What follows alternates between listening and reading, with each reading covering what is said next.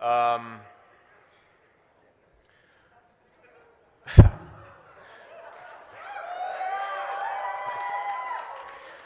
First and foremost, I want to personally thank the Human Rights Campaign for the incredible work that they've done and the work they continue to do.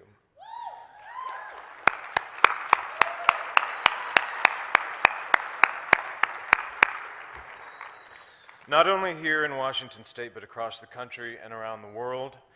As we all know, this work is critical. It's life-changing. It's life-saving. It is my great honor and privilege to be here tonight, to count myself a member of this community.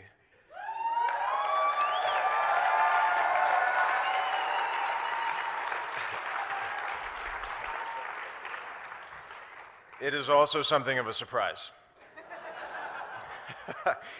I've had a complicated relationship with that word, community. I've been slow to embrace it.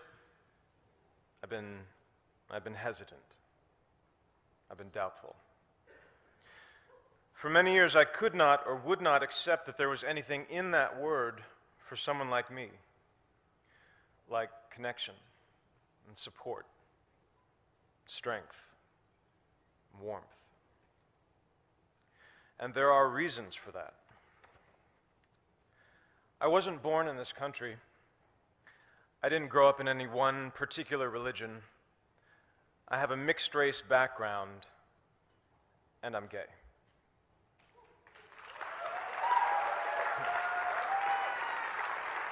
Really, it's just your typical all-American boy next door. It has been natural to see myself as an individual. It's been a challenge to imagine that self as part of something larger. Like many of you here tonight, I grew up in what I would call survival mode. When you're in survival mode, your focus is on getting through the day in one piece. And when you're in that mode at 5, at 10, at 15, there isn't a lot of space for words like community, for words like us and we. There's only space for I and me. In fact, words like us and we not only sounded foreign to me at 5 and 10 and 15, they sounded like a lie. Because if us and we really existed, if there was really someone out there watching and listening and caring, then I would have been rescued by now.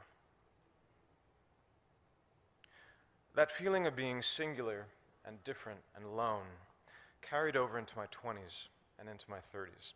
When I was 33, I started working on a TV show that was successful not only here in the States but also abroad, which meant over the next 4 years I was traveling to Asia, to the Middle East, to Europe, and everywhere in between. And in that time, I gave thousands of interviews. I had multiple opportunities to speak my truth, which is that I was gay. But I chose not to. I was out privately to family and friends, to the people I'd learned to trust over time, but professionally, publicly, I was not. Asked to choose between being out of integrity and out of the closet, I chose the former. I chose to lie. I chose to dissemble. Because when I thought about the possibility of coming out, about how that might impact me and the career I'd worked so hard for, I was filled with fear. Fear and anger, and a stubborn resistance that had built up over many years. When I thought about that kid somewhere out there who might be inspired or moved by me taking a stand and speaking my truth, my mental response was consistently, no thank you. I thought, I've spent over a decade building this career, alone, by myself. And from a certain point of view, it's all I have. But now I'm supposed to put that at risk to be a role model to someone I've never met, who I'm not even sure exists. That didn't make any sense to me. That did not resonate at the time. Also, like many of you here tonight, growing up I was a target. Speaking the right way, standing the right way, holding your wrist the right way. Every day was a test, and there were 1,000 ways to fail. 1,000 ways to betray yourself, to not live up to someone else's standard of what was acceptable, of what was normal. And when you failed the test, which was guaranteed, there was a price to pay. Emotional, psychological, physical. And like many of you, I paid that price. More than once, in a variety of ways. The first time I tried to kill myself, I was 15. I waited until my family went away for the weekend, and I was alone in the house, and then I swallowed a bottle of pills. I don't remember what happened over the next couple of days, but I'm pretty sure come Monday morning, I was on the bus back to school, pretending everything was fine. And when someone asked me if that was a cry for help, I say no, because I told no one. You only cry for help if you believe there's help to cry for. And I didn't. I wanted out. I wanted gone at 15.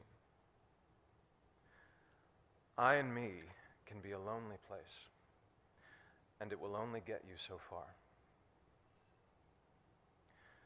By 2011, I'd made the decision to walk away from acting and many of the things I'd previously believed so important to me.